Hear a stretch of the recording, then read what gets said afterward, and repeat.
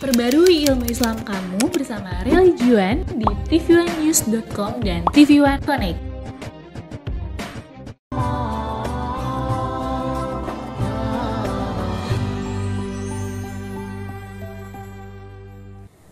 A'udzubillahi minasyaitonirrajim. Bismillahirrahmanirrahim. Assalamualaikum warahmatullahi ta'ala wabarakatuh. Alhamdulillah alladzi khalaqal khalqa li'ibadatihi wa amruhum bitauhidihi wa ta'atihi. Asyhadu an la ilaha illallah wahdahu la syarikalah wa asyhadu anna Muhammadan abduhu wa rasuluh. Allahumma shalli ala sayyidina Muhammad wa ala alihi sayyidina Muhammad. Rabbi israh li sadri wa yassir li amri wahlul 'uqdatam min lisani yafqahu qawli. Allahumma inni a'udzubika min hamazati syayatin wa a'udzubika rabbi ayyahdurun. Shadaqallahul azim wa shadaqa rasulun nabiyyu habibul karim. Amma ba'd. Jamaah Assalamualaikum Nusantara TV1 yang dimuliakan oleh Allah Subhanahu wa taala. Memiliki anak adalah dambaan setiap orang tua. Banyak orang tua yang bersusah payah untuk memiliki seorang anak. Ada yang dengan cara-cara yang baik, ada juga dengan cara yang tidak baik. Ada yang dari mulai biaya paling murah sampai yang biaya paling mahal. Karena untuk mendapatkan seorang anak. Lantas apakah anak itu hanya menjadi hiasan saja? Anak itu hanya menjadi tontonan saja? Tidak.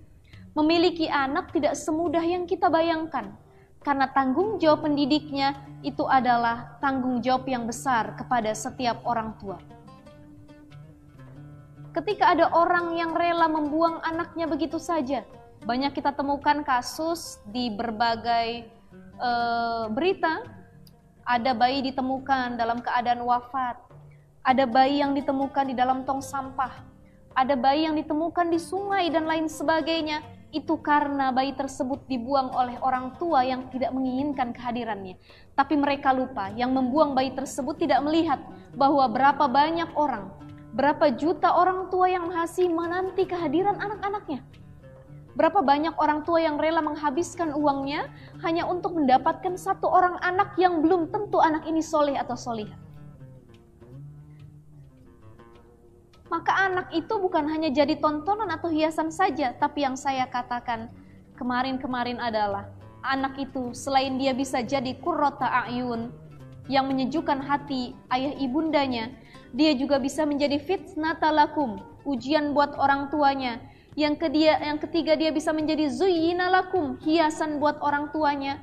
Yang penting anak saya cantik, yang penting anak saya tampan, yang penting anak saya pintar, bisa buat diriain, disombongin sama saudara-saudara. Iya dong, anak saya nih baru ranking 1 tuh, prestasinya menjulang tinggi. Anak siapa dulu? Anak saya. Itu anaknya hanya sebagai hiasan saja. Akan tetapi yang kita dambakan adalah bagaimana anak kita bisa menjadi qurrata a'yun, penyejuk mata kita, penyejuk hati kita, penyejuk pikiran kita, dan penyejuk bagi agamanya. Bagaimana cara menjadikan anak kita agar dia menjadi qurrata a'yun bagi orang tuanya, bagi sekitarnya, dan bagi agamanya? Pertama adalah tanamkan keimanan. Anak-anak yang beriman otomatis lahir dari orang tua yang beriman juga. Dan orang tua yang beriman pasti mereka akan menghasilkan anak-anak yang juga beriman. Jadi kalau kita sekarang masih mengidamkan anak yang solih solihah, tapi kita tidak mau mensolih dan solihahkan diri kita terlebih dahulu, jangan harap Allah kasih anak yang solih dan solihah. Karena anak itu adalah gambaran dari orang tuanya. Kalau orang tuanya ahli maksiat, maka tidak lain buah tidak akan jauh jatuhnya dari pohonnya. Begitulah yang akan dilakukan anaknya, karena contoh dari orang tuanya.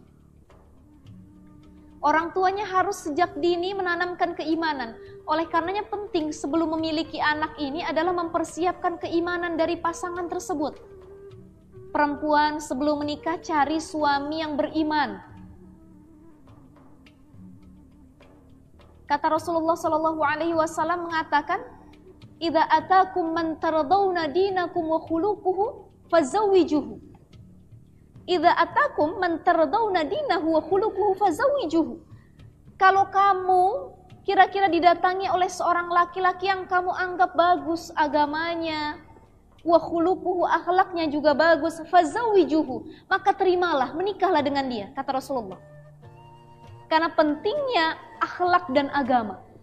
Kenapa penting? Karena memilih pasangan yang baik, memilih pasangan yang beriman, ini juga akan berimbas kepada mendidik anak generasi yang akan datang. Ketika kita sudah berhasil menemukan pasangan yang solih, pasangan yang solihah, disitulah ada kemudahan untuk mendidik anak-anak yang solih dan solihah. Ada salah satu kisah yang sangat menarik sekali. Kisah ini adalah kisah dari salah satu imam mazhab fikih yang sangat masyhur. Beliau adalah Imam Asy-Syafi'i, Muhammad bin Idris Asy-Syafi'i, yang dikenal dengan mazhab Asy-Syafi'iyah. Imam Asy-Syafi'i adalah seorang anak yang cerdas, pintar. Di usianya yang 7 tahun sudah hafal Quran 30 juz dan sudah hafal kitab Al-Muwatta karangan Imam Malik. Ternyata kecerdasan dan kepintarannya itu tidak terlepas dari didikan dan perhatian dari kedua orang tuanya, terutama ibunya. Imam Syafi'i itu lahir dari orang tua yang solih dan solihah. Ayahnya orang baik, solih, ibunya juga orang baik, solihah. Sebelum Imam Syafi'i lahir, singkat cerita, orang tuanya ini sebelum pernikahan mereka dijodohkan. Ketika itu ayah Imam Syafi'i sedang berjalan mengitari sungai. Dia merasa kelaparan yang sangat-sangat lapar. Dia lihat ada sebuah apel itu sedang hanyut di sungai. Karena laparnya yang tidak tertahankan, dia ambil apel itu, dia makan. Kemudian setelah dia makan, dia langsung beristighfar kepada Allah, astagfirullahaladzim. Ya Allah, ampuni dosaku yang telah memakan apel yang bukan milikku. Padahal apelnya ini ada di sungai, sudah jatuh. Kemudian dia cari aliran sungai itu, dia teliti lagi, mana kira-kira pohon apel yang menjatuhkan buahnya. Siapalah pemilik tuannya ini? Setelah dia cari, dia telusuri sungainya, rupanya dia mendapati sebuah pohon yang lebat dengan buah apelnya itu, dan di depan pohon tersebut ada rumah seorang kakek tua. Dia datang, karena dia orang yang baik. Ini salah satu ciri orang yang waro. Waro itu adalah menjaga dirinya dari hal-hal yang haram dan syubhat. Zaman sekarang kita sulit sekali menemukan orang-orang yang waro. Apalagi zaman milenial seperti ini, makan sekarang sudah digojekin, makan sekarang sudah via online ya, sudah beli di mana-mana. Kita sudah tidak tahu kehalalannya, keharamannya, apa syubhat atau tidak, bagaimana cara menyembelihnya. Asal saja kita menyantapnya. Beda dengan orang-orang dulu yang memang waronya luar biasa. Mereka sangat menjaga diri dari hal-hal yang haram. Termasuk ayahanda Imam Asy-Syafi'i, beliau termasuk orang yang waro dan tidak mau sedikit makanan pun masuk ke dalam dirinya kalau itu adalah hal-hal yang haram dan hasil mencuri dari milik orang lain.